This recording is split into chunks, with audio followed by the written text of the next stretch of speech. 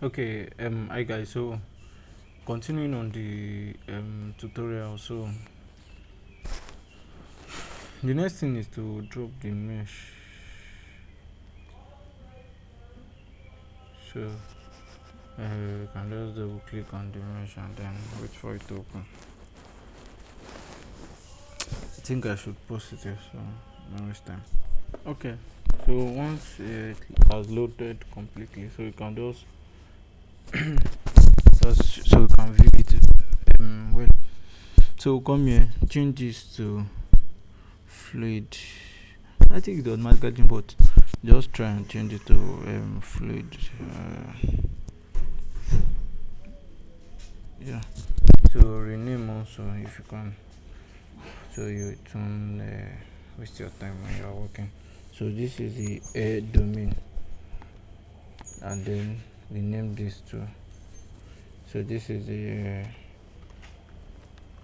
nozzle domain. So yeah.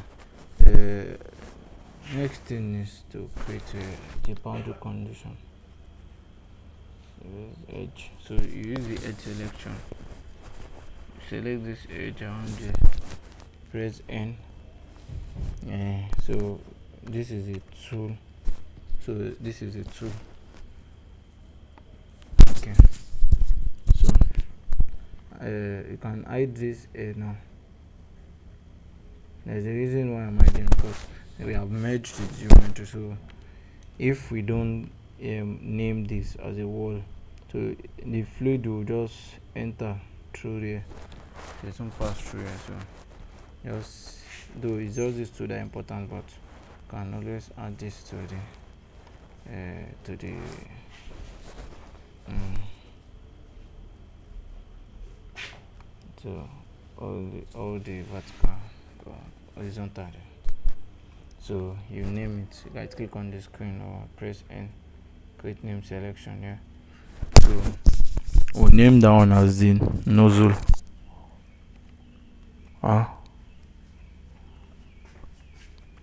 Nozzle wall. Okay. So those ones are the important ones. We go on, select this edge. Where you can zoom in to select this edge. Name it as the oil inlet. Oil, or you can just name it as oil. So it won't. I'm not sure if. Okay, just put it as oil inlet. So in case you want to change it. So come here, select this, because you have shared topology, so it will automatically be on both sides. So this is, don't name it as an inlet. So this is nozzle exit. Yeah. So it's important you don't name it as an inlet or outlet, because this is the where the how do I call it, the show body. So this is where the fluid from this region would enter this region. So it's very important that you don't give it inlet or outlet boundary condition.